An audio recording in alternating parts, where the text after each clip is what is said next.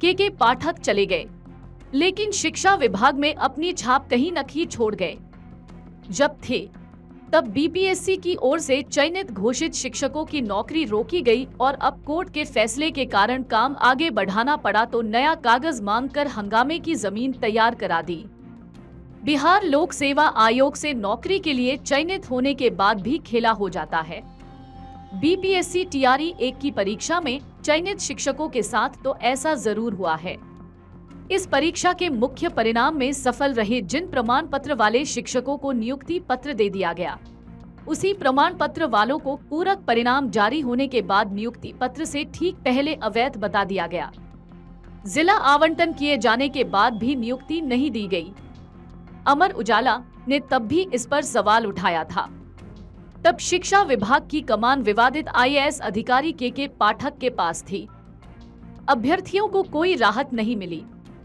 अब कोर्ट के एक फैसले के कारण शिक्षा विभाग को जब यह प्रक्रिया आगे बढ़ानी पड़ी तो मांगे गए दस्तावेज से अलग कागज सत्यापन के समय मांग दिए गए।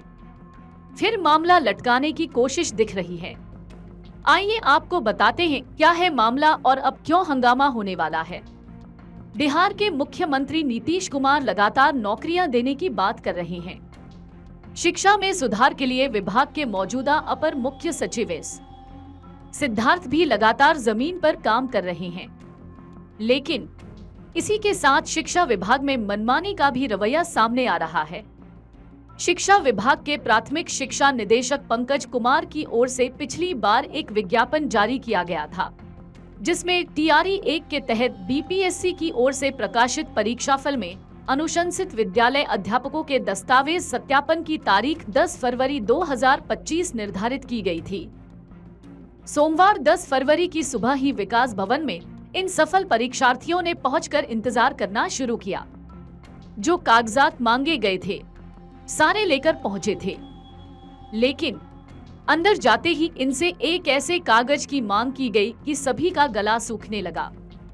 दरअसल इनसे 2017 में प्राइवेट स्कूलों में काम करने के दौरान का प्रमाण पत्र मांगा गया था और सत्यापन के समय अचानक उस समय की वेतन पर्ची मांग दी गई।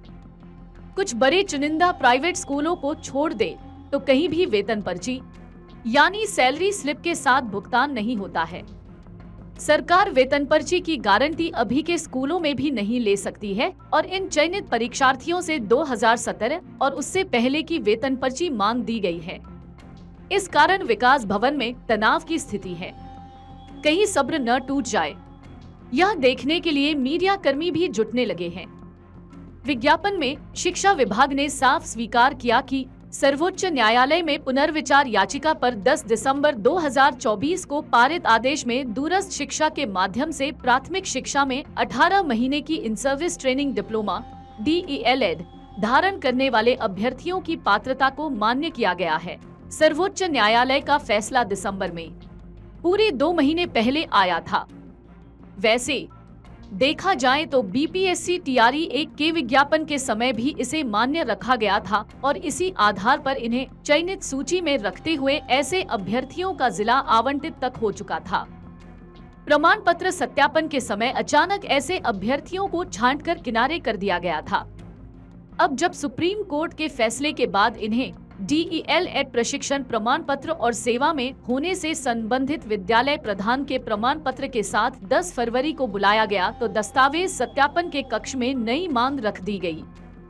सैलरी स्लिप की मांग सुनते ही सफल अभ्यर्थी पहले अचका गए और फिर जब तनाव बढ़ने लगा, हंगामा देख सर्वाधिक अभ्यर्थियों वाले कोसी प्रमंडल के अभ्यर्थियों को सत्यापन कक्ष में बुला लिया गया।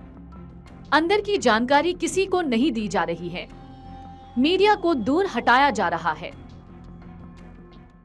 अमर उजाला जीवांजलि के सारथी की मदद लें और महाकुंभ में स्नान जरूर करें।